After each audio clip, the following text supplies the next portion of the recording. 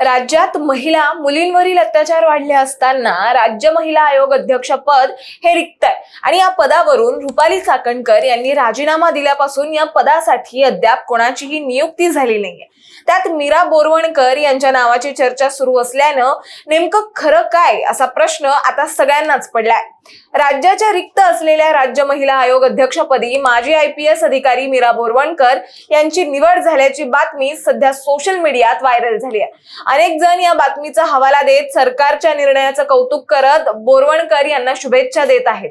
मुळात कोण आहे मीरा बोरवणकर आणि त्यांची राज्याच्या रिक्त असलेल्या राज्य महिला आयोग अध्यक्षपदी नियुक्ती झाली असल्याची बातमी खरी आहे का याबद्दलच आपण सविस्तर जाणून घेणार आहोत ते या व्हिडिओच्या माध्यमातून। दरम्यान चॅनलवर नवे आला असाल तर इकडे खाली दिसत असलेल्या सबस्क्राइब बटनवर लगेच क्लिक करा।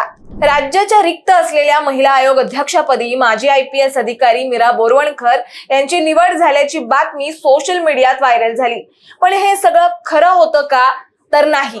मीरा बोरवणकर यांच्या निवडीबाबतच्या सर्व बातम्या खोट्या आणि दिशाभूल करणाऱ्या असल्याची माहिती ANI ने सूत्रांच्या हवाल्याने दिली आहे। त्यांच्या निवडीबाबत कुठलाही अधिकृत निर्णय झालेला नाहीये। तर जसं की आपल्याला माहिती आहे, नाशिक मधील भोंदूबाबा अशोक खरात याच्याशी संबंधित वाद प्रकरणामुळे रुपाली चाकणकर यांच्यावर मोठ्या प्रमाणात टीका झाली होती। परिणामी बऱ्याच प्रेशर नंतर त्यांना त्यांच्या पदाचा राजीनामा द्यावा लागला आणि त्याच पार्श्वभूमीवर नव्या अध्यक्षाच्या निवडीकडे सर्वांचंच लक्ष लागलंय।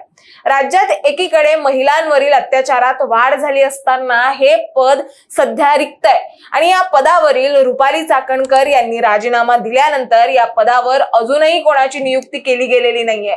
परंतु या रिक्त जागेसाठी शरद पवारांच्या राष्ट्रवादीचे आमदार रोहित पवार यांनी विशेष मागणी केली होती। रोहित पवार यांनी राज्य महिला आयोगाच्या अध्यक्ष पदावर निवृत्त IPS अधिकारी मीरा बोरवणकर यांच्यासारख्या निष्पक्ष, निर्भीड आणि कायद्याचं सखोल ज्ञान असलेल्या व्यक्तींची नेमणूक करणं गरजेचं असल्याचं त्यांनी सांगितलं।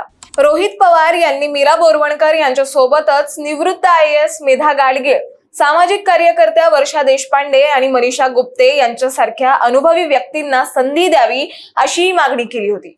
तसेच महिलांवरील अत्याचाराच्या प्रकरणांमध्ये सुमोटो अर्थात स्वतःहून दखल घेण्याचा अधिकार महिला आयोगाच्या अध्यक्षांना आहे।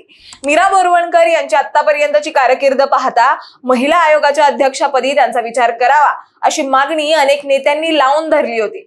आणि आता अत्यंत महत्वाचं म्हणजे राज्याच्या लेडी सिंघम मानल्या जाणाऱ्या मीरा बोरवणकर कोण हे जाणून घेऊयात। तर मीरा बोरवणकर या 1981च्या बॅचच्या निवृत्त IPS अधिकारी असून त्या देशातील धाडसी महिला अधिकाऱ्यांपैकी एक मानल्या जातात। त्यांचे वडील BSF मध्ये कार्यरत होते, तर पती अभय बोरवणकर हे निवृत्त IAS अधिकारी आहेत। माजी IPS किरण बेदी यांच्यापासून प्रेरणा घेत त्यांनी पोलीस सेवेत प्रवेश केला। पुढे मुंबईतील माफिया राजवट संपवण्यात मीरा बोरवणकर यांनी महत्वाची भूमिका बजावली। त्यांनी अंडरवर्ल्ड मध्येही आपली दहशत निर्माण केली होती।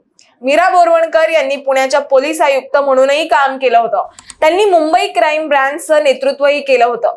त्यांनी अलीकडेच मॅडम कमिशनर नावाचं आत्मकथनपर पुस्तक लिहिलं होतं आणि या पुस्तकात तत्कालीन उपमुख्यमंत्री अजित पवार यांच्यावर काही आरोप केल्याने खळबळ उडाली होती।